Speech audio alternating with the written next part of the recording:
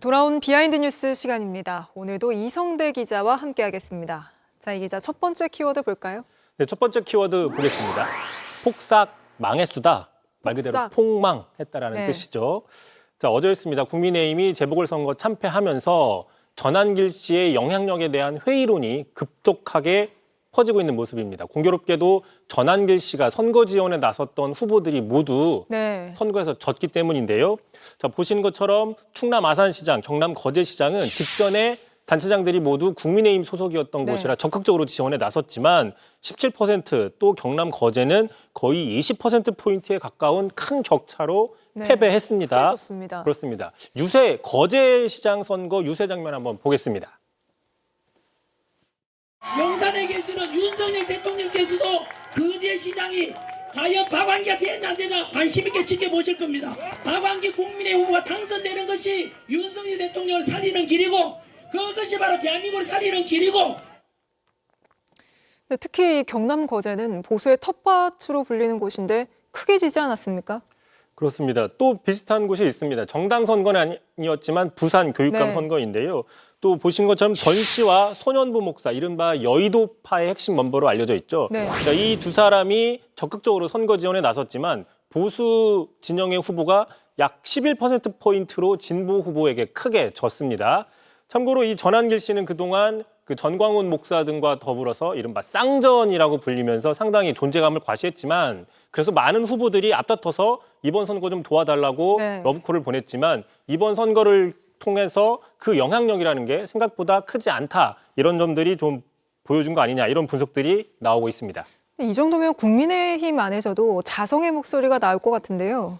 일단 앞서 리포트에서 보셨지만 당 지도부에서는 졌지만 패배는 아니다. 이런 식의 입장을 보였죠. 다만 당내 친한동훈계 입장에서는요. 아, 그것 봐라. 이걸 이렇게 될 줄 몰랐느냐. 이런 반응을 내놓고 있습니다. 직접 한번 들어보겠습니다.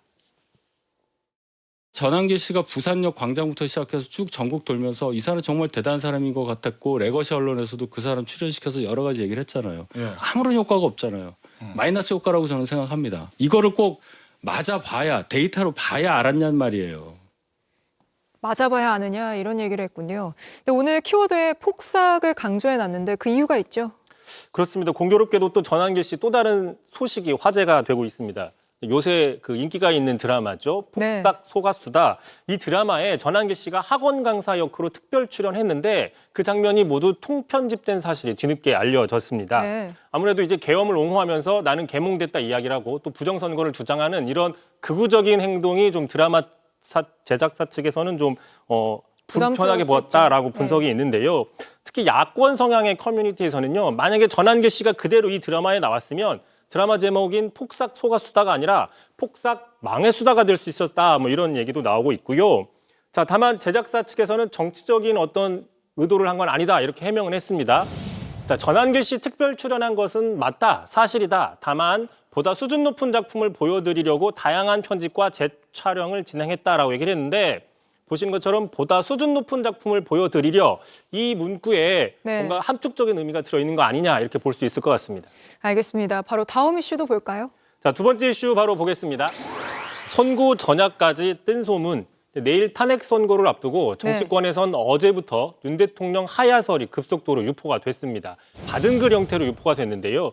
자, 보신 것처럼 대통령실이 하야 카드를 막판 고심 중인데 자, 헌법재판소의 인용 가능성이 높아지다 보니까 하야 시나리오를 검토 중이다. 이런 어떤 받은 글들이 퍼지고 있는 건데 참고로 자진 하야를 하게 되면 경호나 연금 같은 전직 대통령 예우를 그대로 받게 되지만 탄핵당하게 되면 대부분의 예우가 박탈이 됩니다. 일단 지금 시각 기준으로 윤 대통령이 자진 하야할 가능성, 현실성으로 많이 떨어진다 이런 분석은 나오고 있습니다. 네, 대통령실 쪽에서도 뭐 근거 없는 풍문이라고 선을 그은 걸로 알려져 있는데 근데 만약에 선고 전에 윤석열 대통령이 정말로 하야 선언을 한다면 그럼 그때는 어떻게 되는 겁니까? 일단 전례나 명확한 법 규정이 없기 때문에 의견이 좀 분분한데요. 일단 탄핵 심판 중인 공무원은 탄핵 소추가 안 된다, 그 해임될 수 없다는 국회법 취지에 따라서 당연히 하야가 안 된다라는 입장이 야권 중심으로 나오고 있습니다. 일단 이야기 한번 들어보시죠.